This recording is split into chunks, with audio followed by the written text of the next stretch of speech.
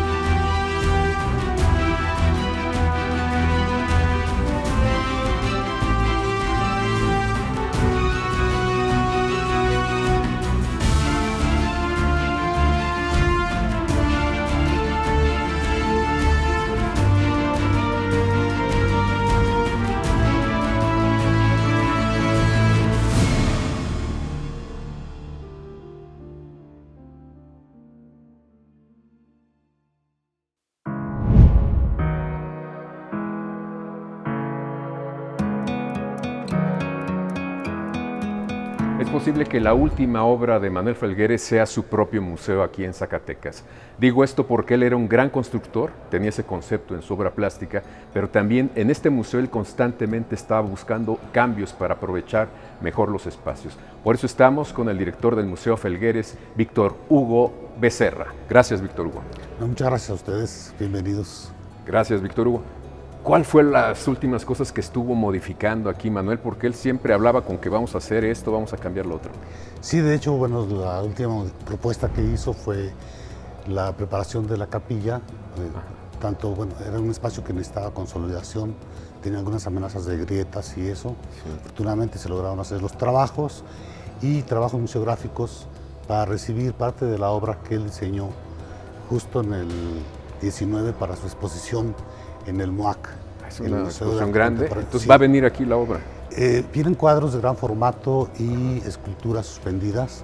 Son magníficas. Él hizo, pensando obviamente en el espacio de la capilla, de lo que es la sala 13 de este museo. Exactamente.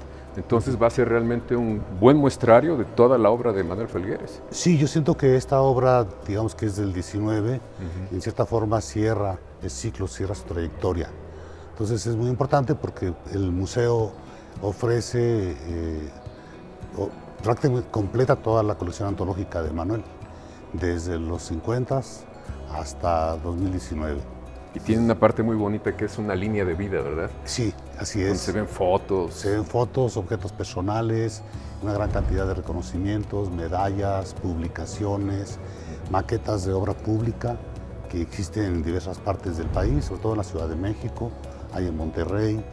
Entonces es muy interesante poder detenerse en esa línea de vida porque, o sea, de un ojo puedes ver, o sea, el trabajo y la gran trayectoria que logró Manuel Felgueres como artista plástico. Sin duda alguna. Para recordarlo, Víctor Hugo, ¿no te gustaría que lo escucháramos en la que fue quizás su última entrevista? Claro que sí, cómo no. Pues me encantaría. Allá. Manuel Felgueres, tú rompiste con la escuela mexicana del muralismo, digamos, de gente como Rivera, Siqueiros, Orozco, pero hiciste murales también. ¿Por qué decidiste hacer murales muy diferentes? Bueno, porque el arte tiene ciertas características inamovibles. Una de ellas es que es diacrónico, siempre está de acuerdo con su tiempo para hacer arte. Si es el arte parecido al de atrás, pues ya no haces arte. Entonces nos enseña el arte, nos educa, nos reeduca.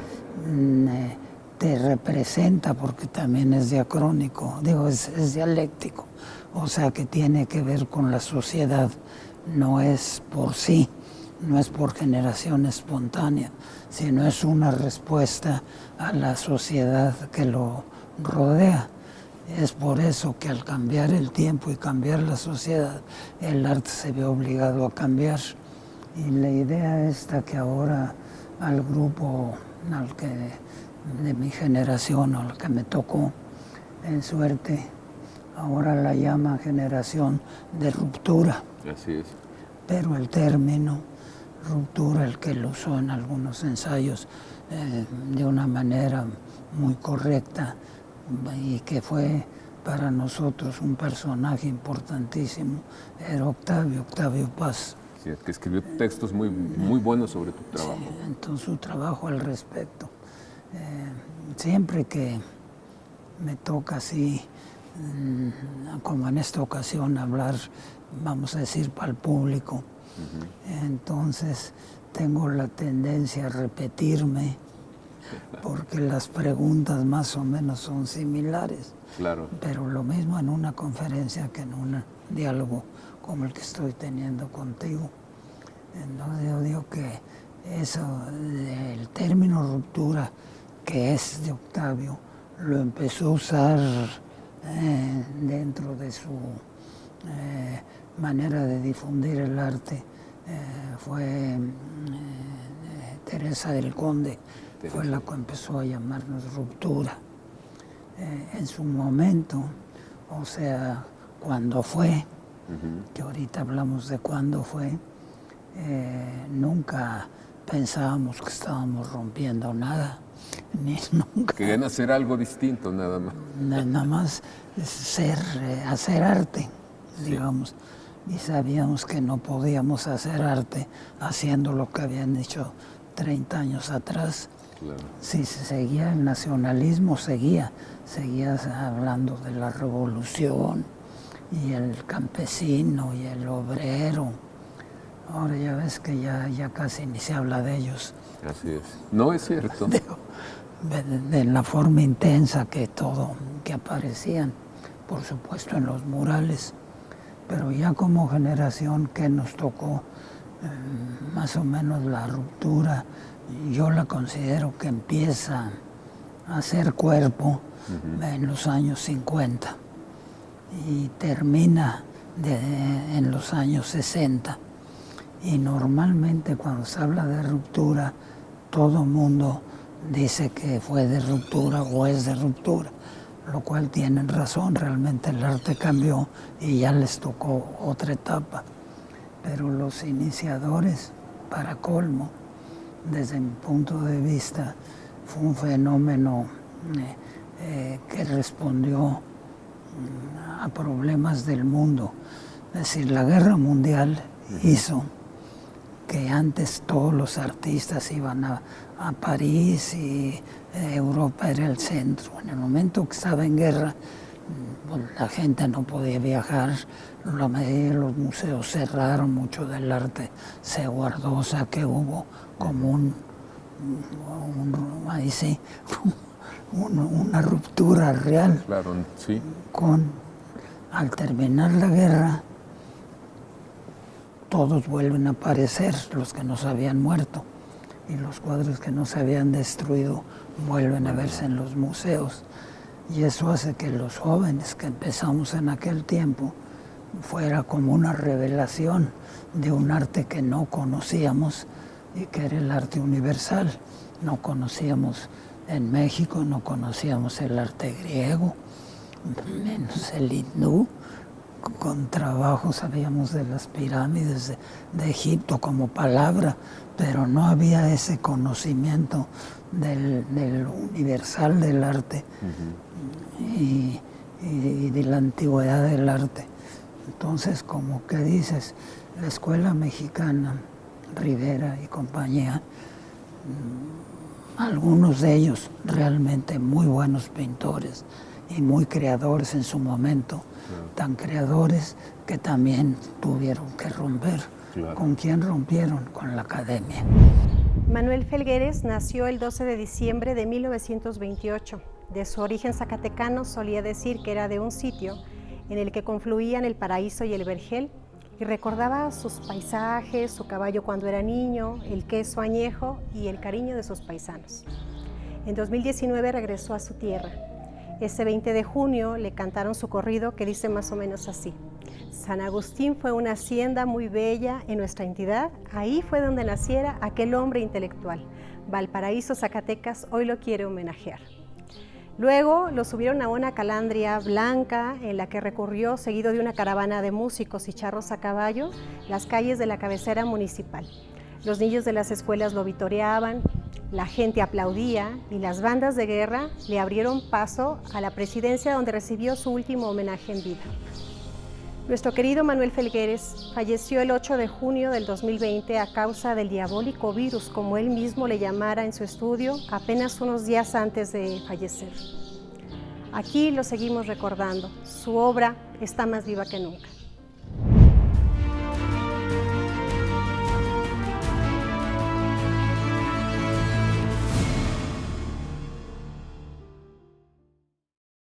El helicóptero se desplomó durante los ensayos. Las aspas golpearon con fuerza el agua y cuando el aparato se hundió en la alberca, provocó una gran ola. Por fortuna, el helicóptero no explotó. El grito de algunos terminó en un rumor de voces de quienes miraban con asombro cómo salían del agua los tripulantes. Después de comprobar que nadie estaba herido, Manuel Felgueres y Alejandro Jodorowsky decidieron continuar con el happening. No fue el primero ni el último que hicieron, pero sí el más escandaloso. Si querían llamar la atención al inaugurar el mural de 100 metros de largo en el Deportivo Bahía, lo habían logrado. Helsen Gas, responsable del Deportivo, le había encargado a Manuel Felgueres el mural. No tenía presupuesto, pero sí las ganas de embellecer el lugar con la obra de uno de los nuevos artistas mexicanos. Así era Manuel Felgueres quien, junto con Lilia Carrillo, Alberto Gironella, Vicente Rojo, José Luis Cuevas y Fernando García Ponce, integraron la generación de la ruptura. Aparte de hacer obra plástica, pues también me gustaba el teatro. ¿Y lo hiciste con Jodorowsky? Empecé por otro lado, pero acabé con Jodorowsky. Hice como 20 escenografías para teatro. Fui parte de los dos grupos que tuvo, Arte Pánico y Arte, que era el teatro, que ya ni me acuerdo. Y después empezó a hacer cine. Le pasó lo mismo. Al teatro a veces no durábamos 15 días porque iban 10 gentes, 15 gentes, y hacíamos una obra y otro. Y ahora Strindberg, un esfuerzo para... Y ahora Ionesco, en fin, puro. Nunca tuvimos éxito económico. Nunca cobramos, ni los actores, ni Alejandro, ni yo, ni nadie. En todo era esfuerzo. Y le censuraban además. Y además llegábamos, algunas de ellas solo al estreno. El estreno sí lo llenábamos porque eran puros amigos. Entonces estrenamos la ópera del Orden clausurada. No se llegó a estrenar la clausura el día antes. Strindberg sí, ¿cómo se llamaba? Bueno, sí lo logramos dar un día. Un día. Clausurado. Entonces tenemos a la censura atrás como práctica común. Una máquina, y la máquina, ¿qué tiene que hacer? Bueno, es una máquina que va a tener relaciones con una modelo, y la máquina tiene que ser chiquitita y al ser acariciada crece. Pero tiene que ser máquina, no persona. Bueno, entonces inventar una máquina que tuviera todos los movimientos necesarios para responder a esa escena que había inventado Alejandro. En esa misma fábrica de arte, por ejemplo, aquí no tengo ningún ejemplo, hice unas formas geométricas tamaño humano, totalmente cuadros, ruedas, lo que sea, una combinatoria, y tenían agujeros, y en los agujeros salían partes desnudas de seres humanos, ¿no? Entonces necesitábamos encuadrar una bola de gente. Entonces me acuerdo una nota en el periódico, solicitamos extras, quién sabe qué, se les pagaban 50 pesos. Se nos hizo una cola que encuadramos a 200. En un rato. Bueno, y luego de esas se escogían las que cabían dentro de una... Claro. De un elemento, y entonces el elemento era rígido, pero sacaban los brazos, por ejemplo, la cara o una pierna o lo que sea, y lo movían mientras se firmaba. Entonces era un arte cinético, un arte como... Oye, entonces, sí, claro. Pero muchas. Bueno. Entonces el arte es una provocación también. Puede usarse para todo. Al ser diferente a lo anterior, siempre es una provocación, porque lo anterior todavía no es, lo anterior es reconocido, pero las cosas que empieza la nueva generación son tan diferentes que para la gente dice, me quiere ver la cara de tonto, ¿cómo va a creer que esto es arte? Entonces está provocando al inculto. Iván, buenas tardes. Qué bueno que nos recibes en el interior de tu casa. Estamos muy contentos de poder hablar el día de hoy contigo acerca del maestro Manuel Felgueres y su colaboración en el teatro y además en el cine. ¿Por qué no iniciamos hablando de su colaboración en el teatro? Tú que ya conoces toda esta historia. Hola, Jania. Pues nada, qué gusto pues colaborar, aunque sea a distancia, que no nos lo permite de otra forma ahorita, pero bueno, nada. Y bueno, también qué padre platicar sobre otras facetas del proceso creativo de Felgueres, ¿no? Que me parece como muy interesante. Él hablaba, siempre decía que pues como que él se hizo su carrera como a su propio gusto, ¿no? Que se hizo su currículum a su manera, y eso incluyó pues de repente colaboraciones. Yo me imagino que también hubo periodos en que las colaboraciones tenían que ser como alimenticias, ¿no? Porque justamente él eligió como una parte en la plástica en la que durante un tiempo no fluyó, digamos, tan adecuadamente la venta de su obra, ¿no? Claro. Por cómo está el esquema y por el grupo al que él se adhirió o del que él fue fundador, ¿no? Que es toda esta parte que rechaza la cultura institucionalizada. Digamos, está muy estudiado lo que Felgueres, el paso de Felgueres por las artes escénicas y por el cine. Por ahí hay unos textos de Cuauhtémoc Medina que valen mucho la pena, que hacen hincapié como un poco más detalladamente, con información más precisa. Oye, de esa época de esa época son sus murales portátiles, como el que tenemos en el Francisco Goitia, justo en la segunda mitad de la década de los 60. Y hay varios murales de él de esa época que desaparecieron, ¿no? Uh-huh.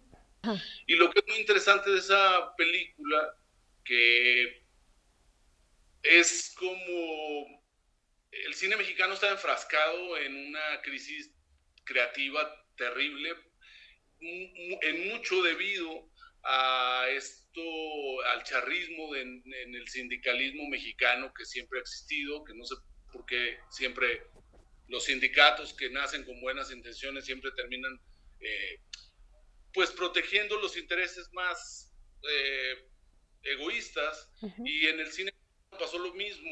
Durante la época de oro se protegió mucho. Los sindicatos fueron a puerta cerrada y no hubo una renovación natural de cuadros. La renovación se da a partir de la convocatoria del primer concurso experimental de cine, uh-huh, en el que es 1965, y que destapa una nueva generación a la que le estaba prohibido filmar por su cuenta porque el sindicato no lo permitía. Uh-huh. Entonces los bienes pertenece a esa generación, uh-huh, o sea, ellos asimilando todas las búsquedas y las narrativas que estaba buscando la nueva ola francesa, uh-huh, implementada en un esquema mexicano que renovó y que vino a sacudir un poco. Es del mismo año, y bueno, nomás por hablar un poquito o sea, esas son películas que se presentaron en el concurso de cine experimental, que fue una sacudida y pues como una, así, cacheteada que le vino a dar la nueva generación al cine mexicano. Y entonces es una etapa también muy colaborativa, en la que yo destacaría, por ejemplo, películas de ese mismo año como Tiempo de Morir, de Arturo Ripstein, que es del 65, Ajá. que es un guión de García Márquez, escrito por García Márquez y Carlos Fuentes, también es más o menos paralela a participaciones de Elena Garro, claro. o participación, o sea, todo el mundo, pues eran todos jóvenes, nadie era todavía una figura consagrada, todos los amigos estreando en la película. Y una cosa curiosa es que tiene crédito de escenografía, pero es un crédito, digamos, incorrecto, porque se le ponía escenografía en esa época porque el sindicato no tenía, o sea, el escenógrafo es el que construye base de madera, escenografías dentro de los foros. Pero a principios finales de los 50 y principios de los 60, la tecnología del cine permitió filmar con equipos más prácticos, más pequeños, digamos, nomás para hacernos una idea. A mediados de los 50, la cámara de cine debía medir más o menos este tamaño y pesaba como una tonelada, yo creo. Claro. Oye, y en los 60 se renovó un poco el equipo y vinieron equipos más prácticos que permitió filmar en locación. Y entonces no existía, si tú ibas a filmar en una casa real, no existía el crédito para la persona que se encargaba de la decoración. Ahora se le llama director de arte o diseño de producción. Pero bueno, nada más es un dato curioso. No, pues muchísimas gracias. Oye, Iván, yo te agradezco mucho que nos hayas hablado de esta película en particular, porque lo más conocido de Manuel Felgueres en su colaboración en el área cinematográfica es lo que hizo posteriormente en la década de los 70s con Jodorowsky también, concretamente en La Montaña Sagrada. Pero de eso hablaremos en una ocasión posterior. Por lo pronto yo te agradezco mucho que hayas participado en Desiertos Intactos. Bueno, pues nada, un gusto platicar del maestro Felgueres. Gracias, gracias. Nos vemos.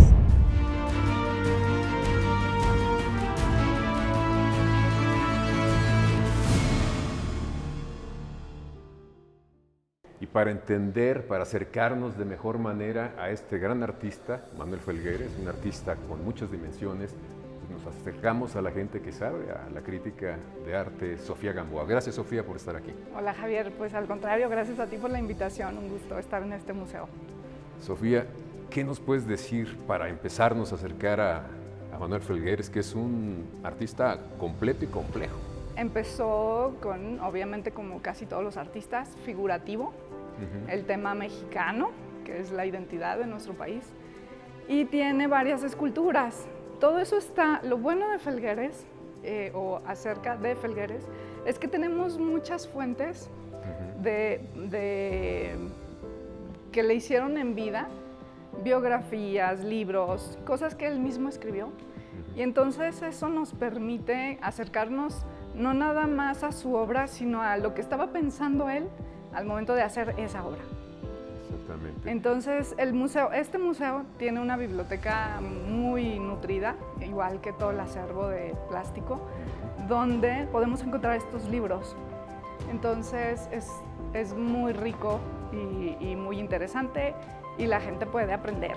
Y para todos aquellos que no tienen la vocación de la lectura o la pasión por los libros, tenemos una sala de biografía donde te van narrando con todos los objetos que él hizo, los pósters estos de Harvard, están los libros. Entonces, hay diversas maneras para acercarse a este artista genial desde la inclinación personal de cada uno. Sin duda alguna, y ahí, como bien dices, están sus amigos, que no eran cualquier tipo de amigos. Estaba García Ponce, sí. Estaba Gironella, por ejemplo, ¿no? Y otro amigo de él que fue Octavio Paz, y fue, me parece, tú me dirás, quien mejor nos acercó al concepto de ese gran artista que fue Manuel Felgueres. Sí, precisamente, pues todos estos intelectuales de la época comparten la visión de esta transformación que está dando en la sociedad, pero que se refleja en el arte y que el arte se vuelve un testimonio de la época. Sin duda. Entonces, sí, pues coinciden las amistades, gente con evidentemente una gran inteligencia, pero también una gran sensibilidad. Pues muchísimas gracias, Sofía, por Gracias acercarnos a de ti. esta manera a Manuel Felgueres. Muchas Seguimos. gracias. Aquí en su museo recuerdo el compromiso de Manuel Felgueres con permitir que la pintura y el arte fuera para todos. Retomó de los muralistas hacer obra en lugares públicos. Tenía claro que si exponía en una galería, verían su trabajo 40 personas. Y en un cine como el Diana, donde instaló otro de sus murales, el flujo de personas que asistían al cine se contaba por miles. Y este su museo es la prueba de su gran generosidad. ¿No te parece, Jane? En este espacio fuimos testigos no solo de la dedicación que le puso para propiciar que se fundara, sino de la labor que siguió realizando hasta sus últimos días para gestionar ampliaciones y nuevos proyectos para este museo, en el que produjo además varias piezas de grabado y en el que recibió siempre el cariño de sus paisanos. Manuel Felgueres sigue aquí. Esto fue Desiertos Intactos. Hasta la próxima.